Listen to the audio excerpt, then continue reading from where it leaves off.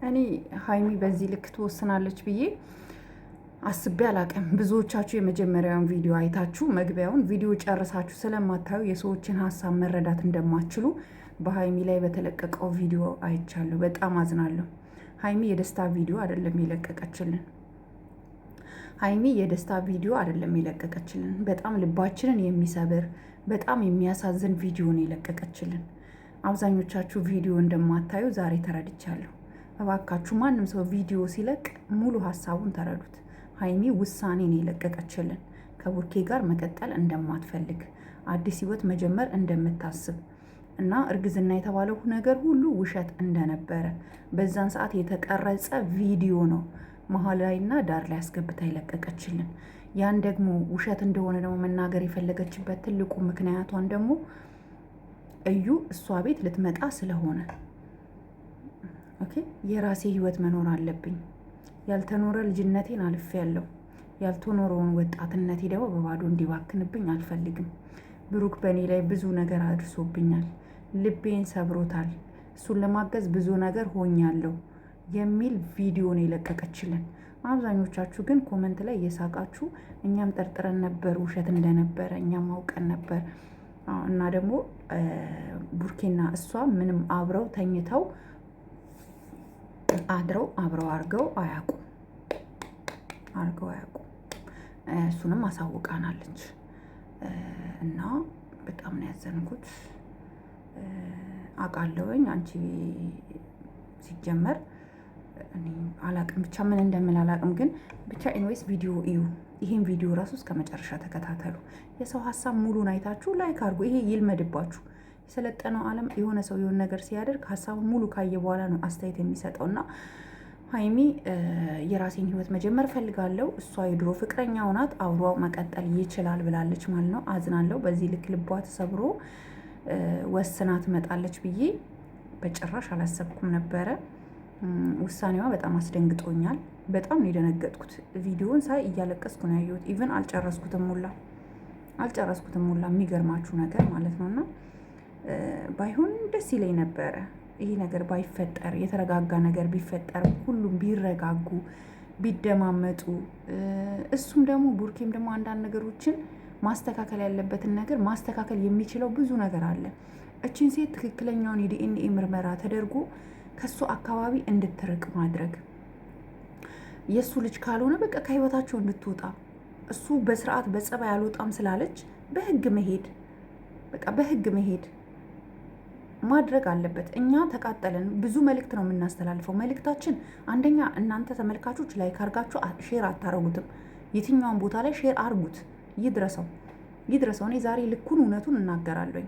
ብሩክ ሀይሚን ስታጣት ነገ ታለቅሳለህ፣ ነገ ይጸጽተሃል፣ ታዝናለክ። እንደ ሀይሚ የሚሆንልክ ሴት ኬትም አታገኝም።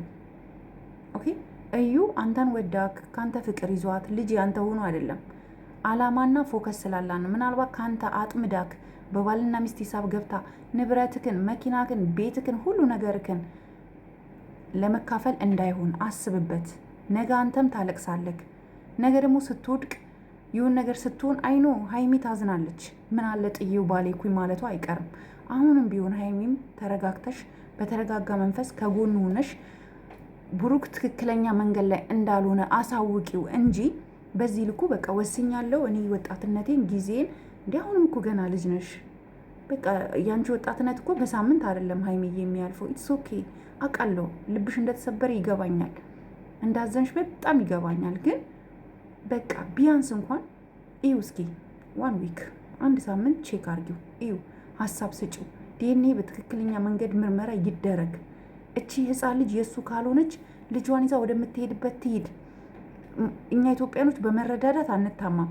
ችግር ካለባት ልጇን ማሳደግ የማትችልበት ነገር ከተፈጠረ እኛ እናግዛታለን፣ እንረዳታለን፣ ሰፖርት እናረጋታለን። በዚህ ተስማማ።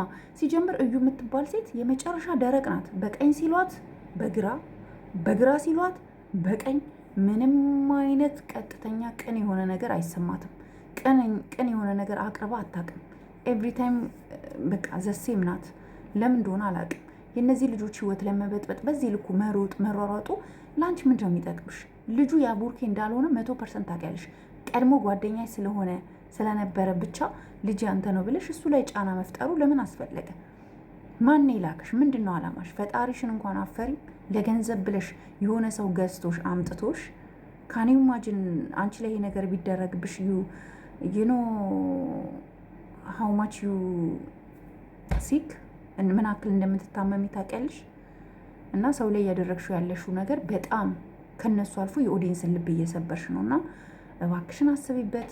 ልጅሽ የማሳደግ አቅም ከሌልሽ እኔ የአመት ፓምፐርስ እገዛልሻለሁ። በቃ ከነሱ ህይወት ብቻ ለመውጣት ሞክሪ ፕሊዝ ፕሊዝ።